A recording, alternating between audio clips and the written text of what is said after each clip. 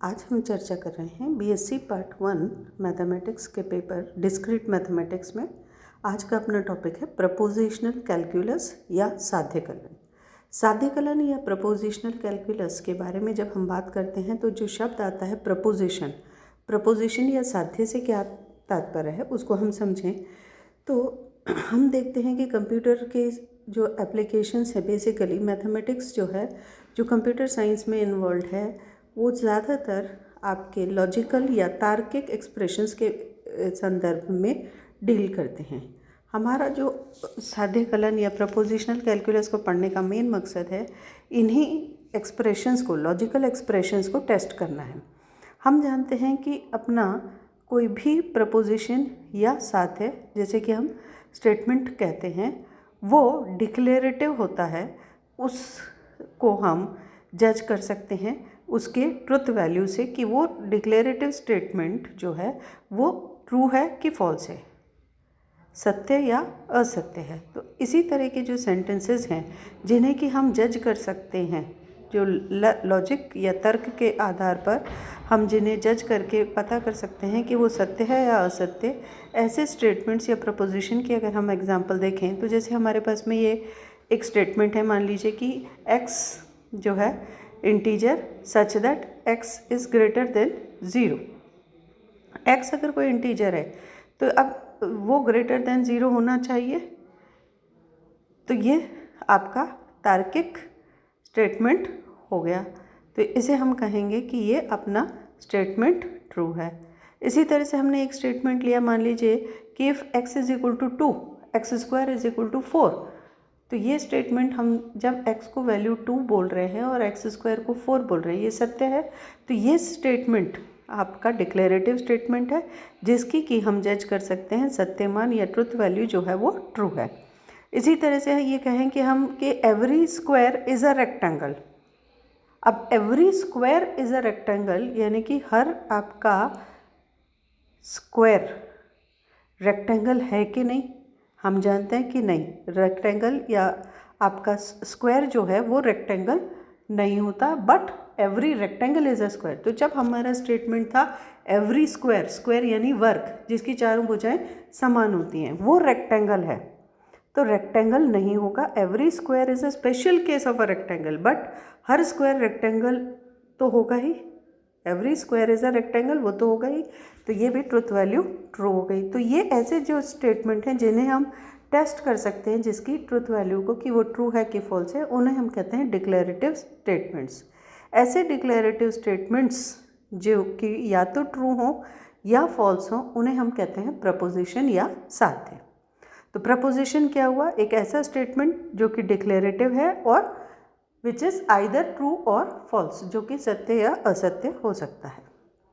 अब जैसे हमने एक सेंटेंस लिया कि प्लीज़ शट द डोर, तो अब ये डिक्लेरेटिव नहीं है, ये ऑर्डर है, बट हम इसको जज नहीं कर सकते हैं कि ये सत्य है कि असत्य है। तो इस तरह के जो स्टेटमेंट्स हैं वो प्रपोजिशंस नहीं होंगे। तो डिक्लेरेटिव स्टेटमेंट्स जो होंगे वो प्रपोजिशन तभी होंगे मीनिंगफुल जबकि उनकी ट्रुथ वैल्यू हम जज कर सकते हैं कि वे ट्रू हैं कि फॉल्स हैं। तो इस आधार पर हम जो प्रपोजिशंस हैं उनको नए प्रपोजिशंस के रूप में भी हम क्रिएट कर सकते हैं। जैसे हम सेंटेंस की बात करते हैं, अगर हमारे पास में कोई दो सेंटेंसेस हैं उनको ज्वाइन करके हम एक नया सेंटेंस बना सकते हैं, जैसे हम कंपाउंड सेंटेंस कहते हैं। तो इसी तरह से अगर हमारे पास में दो प्रपोजिशंस हैं जो कि या तो ट्रू या फॉल्स, दोनों में से कुछ भी हो सकते हैं, तो उन दोनों प्रपोजिशंस या स्टेटमेंट्स को कंबाइन करके हम एक नया स्टेटमेंट या प्रपोजिशन बना सकते हैं और ऐसे प्रपोजिशन को हम कहेंगे कंपाउंड प्रपोजिशंस। और ये जो दो कंपाउंड्स जो प्रपोजिशन है, जिन प्रपोजिशन से जुड़ता है वो कहलाते हैं लॉजिकल कनेक्टिव्स। अब यहाँ पर हमारे कुछ लॉजिकल कनेक्टिव्स जो आपके प्रपोजिशनल कैलकुलस में इन्वॉल्व हैं वो हैं conjunction, disjunction, negation, implication and double implication. ये आपके जो साइन हैं, उल्टा वी जो है वो आपका कंजंक्शन एंड की तरह काम करता है, सीधा वी जैसे नोटेशन जो है सिंबल, ये आपका डिसजंक्शन जो कि आपका हिंदी में वियोजन कहलाता है। ये ओ आर और की तरह काम करता है। ये जो आपका डिफरेंस वाला साइन चलता है नेगेशन, ये नेगेशन जो है ये नॉट के रिस्पेक्ट में आता है कि मतलब अगर कोई स्टेटमेंट ट्रू है तो उसका नेगेशन यानी कि नॉट ट्रू तो फॉल्स होगा।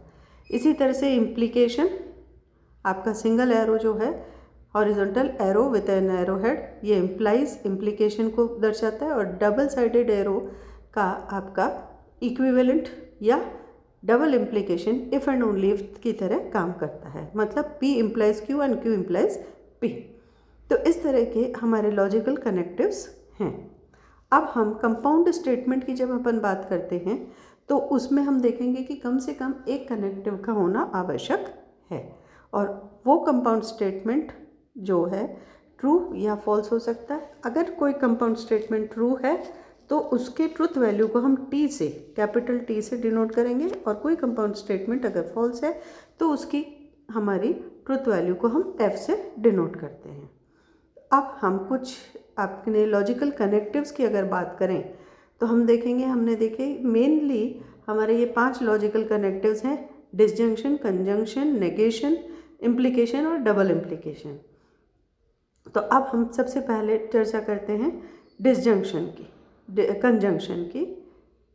डिसजंक्शन या कंजंक्शन, पहले अपन कंजंक्शन या जैसे हम कहते हैं संयोजन क्या है, ये हमारा उल्टा V का साइन है। तो जब अगर आपके पास में 2 प्रपोजिशंस या 2 स्टेटमेंट्स P और Q हैं मान लीजिए, उनको हमें कंबाइन करना है लॉजिकल कनेक्टिव जिसे हम एंड या कंजंक्शन कहते हैं उससे। तो कंपाउंड स्टेटमेंट जो होगा उसको हम सिंबॉलिकली कैसे लिखेंगे, P एंड Q, और ये होगा आपका P conjunction Q, P and Q। तो ये कंजंक्शन जो आपका है किस तरह से काम आ रहा है, इसको हम देखें कि जब प्रपोजिशन आपका बना compound proposition P and Q, तो ये ट्रू कब होगा, this is true if and only if both P and Q are true. अगर P और Q जो इसके कंपोनेंट स्टेटमेंट्स हैं वो दोनों ट्रू होंगे तो ही आपका P एंड Q ट्रू होगा, अदरवाइज आपका P and Q statement false होगा। यानी या P या Q में से अगर एक भी स्टेटमेंट फॉल्स है या दोनों फॉल्स हैं तो हमारा जो compound statement P and Q है ये फॉल्स होगा। फॉर एग्जांपल हम देखें, मान लीजिए आपके पास में कंपाउंड प्रपोजिशन है कि 7 is a prime integer and 7 + 8 = 15। तो 7 इज़ अ प्राइम इंटीजर ये P मान लेते हैं, 7 + 8 = 15 ये Q मान लेते हैं। ये 2 स्टेटमेंट्स हैं। तो अगर हम इस कंबाइंड स्टेटमेंट की बात करें कि 7 is a prime integer and 7 + 8 = 15, तो इसकी ट्रुथ वैल्यू हमें चेक करनी है। तो यहाँ पर P जो है कि 7 इज़ अ प्राइम इंटीजर सत्य है, ट्रुथ वैल्यू ट्रू है T, और 7 + 8 = 15 ये भी ट्रू है। तो दोनों जो आपके स्टेटमेंट्स हैं इसको अगर हम Q मान रहे हैं तो P और Q दोनों ट्रू हैं। तो इसका कंपाउंड स्टेटमेंट जो 1 द्वारा दर्शाया गया है, 7 is a prime integer and 7 + 8 = 15, ये भी ट्रू है। तो यहाँ पर P and Q is true. Second के एग्जांपल में अगर हम ले रहे हैं कि P तो कह रहा है कि 7 is a prime integer and 7 + 8 = 16, Q कह रहा है 7 + 8 = 16।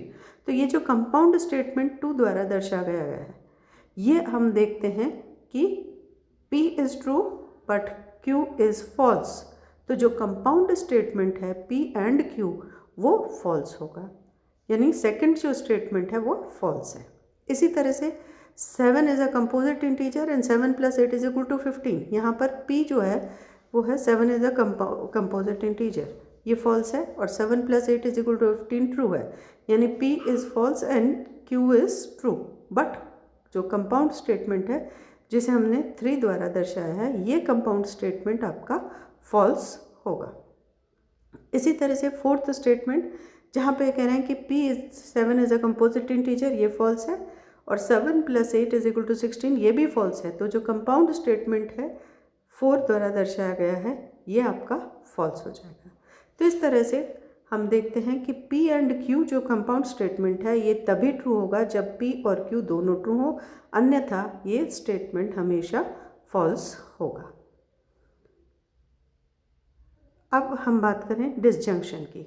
प्रपोजिशन P और Q जो हम कह रहे हैं डिसजंक्शन या वियोजन, ये आपका कैसा है कि वियोजन जब हमने लगाया दो स्टेटमेंट्स P और Q पर, तो ये ट्रू होगा इफ़ P इज़ ट्रू और बोथ Q इज़ ट्रू और both P and Q are true. यानी कि P और Q स्टेटमेंट जो है वो ट्रू होगा यदि P और Q में से दोनों में से कोई एक या दोनों ट्रू हो, अन्यथा वो फॉल्स होगा। यानी कि P और Q जो P डिसजंक्शन Q स्टेटमेंट है ये फॉल्स तभी होगा जब दोनों P और Q फॉल्स होंगे। फॉर एग्जांपल हम देख सकते हैं, मान लीजिए एक एग्जांपल पहला वही सेम लिया हमने जैसे कंजंक्शन के लिए लिया था कि 7 is a prime integer and 7 + 8 is equal to 15। यहाँ P and Q both are true, तो P और Q ट्रू हो गया।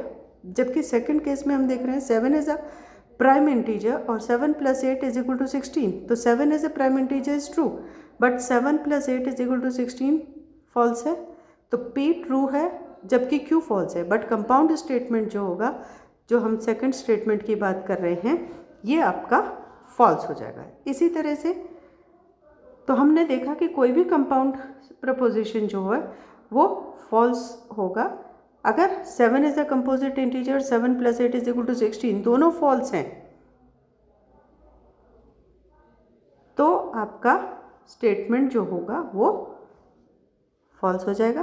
बट अगर आपका एक स्टेटमेंट दोनों में से ट्रू है तो आपका कंपाउंड स्टेटमेंट जो होगा वो ट्रू हो जाएगा।